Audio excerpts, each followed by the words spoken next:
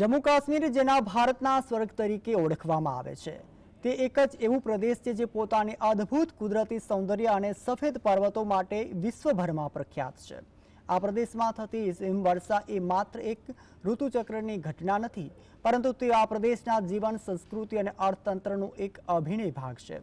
ત્યારે એક નજર કરીએ જમ્મુ કાશ્મીરમાં હિમવર્ષાની વિગતવાર સફર પર। જમ્મુ કાશ્મીરના ભારતના ઉત્તરીય ભાગમાં આવેલું છે અને તે હિમાલય પર્વતમાળાના હૃદયમાં સ્થિત છે।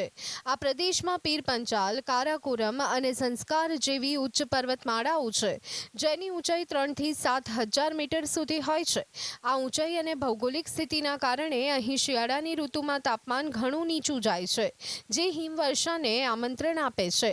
ખાસ કરી શ્રીનગર, ગુલમર્ગ, પહેલગામ અને સોનમર્ગ જેવા અનેક વિસ્તારો હિમવર્ષા માટે જાણીતા છે।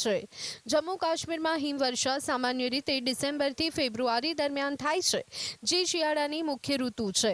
કેટલીકવાર ભારે હિમવર્ષા માર્ચ મહિના સુધી પણ ચાલે છે, જેનાથી પર્વતો સફેદ ચાદરથી ઢંકાઈ જાય છે।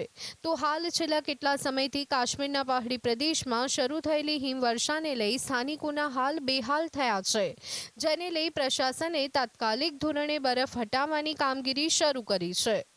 જમ્મુ કાશ્મીરના ગુલમર્ગ, શ્રીનગર સહિત લદ્દાખમાં છેલ્લા 2 દિવસમાં ભારે હિમવર્ષા થઈ છે।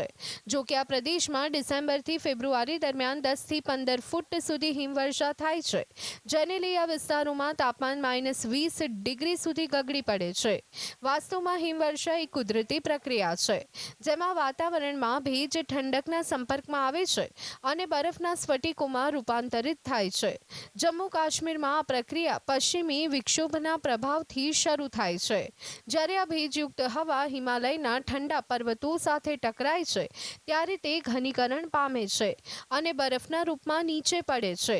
આ હિમવર્ષા ક્યારેક હળવી હોય છે, જે નાના બરફના ટુકડાઓના રૂપમાં પડે છે, જ્યારે ક્યારેક ભારે હિમવર્ષા થાય છે, જે રસ્તાઓ અને ઘરોને ઢાંકી દે છે। જમ્મુ કાશ્મીરની સફેદ ઓળખ, બરફની ચાદરમાં લપેટાયેલું સ્વર્ગ, ગુલમર્ગથી પહેલગામ સુધી હિમવર્ષાનું જાદુઈ આકર્ષણ। વાસ્તવમાં જમ્મુ કાશ્મીરમાં હિમવર્ષા એ માત્ર એક હવામાનની ઘટના નથી, પરંતુ તે આ પ્રદેશની ઓળખ છે। તે પ્રકૃતિનું એક અદ્ભુત ઉદાહરણ છે, જે સુંદરતા અને પડકારો બંને લઈને આવે છે। આ હિમવર્ષા ન માત્ર પર્યટકોને આકર્ષે છે, પરંતુ સ્થાનિક લોકોના જીવનને પણ આકાર આપે છે। જોવા જઈએ તો હિમવર્ષા જમ્મુ કાશ્મીરના જીવન પર ઊંડી અસર કરે છે, જે સકારાત્મક અને નકારાત્મક બંને રીતે જોવા મળે છે। તો બીજી તરફ હિમવર્ષા પ્રવાસન ઉદ્યોગની જીવાદોરી છે। ગુલમર્ગ અને પહેલગામ જેવા સ્થળો પર ભારે સંખ્યામાં પ્રવાસીઓનો ધસારો જોવા મળે છે। પ્રવાસીઓ દ્વારા અહીંયા સ્કીઇંગ, સ્નોબોર્ડિંગ અને હિમવર્ષાનો આનંદ માણવા આવે છે।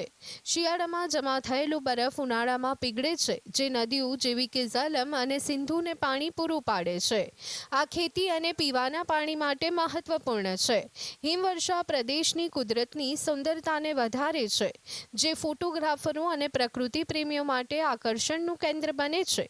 આ સિવાય ભારે હિમવર્ષા રસ્તાઓ અને રાષ્ટ્રીય ધોરીમાર્ગને અવરોધે છે, જેનાથી શ્રીનગર જમ્મુ હાઈવે જેવા માર્ગો બંધ થઈ જાય છે। Bureau report, GSTV।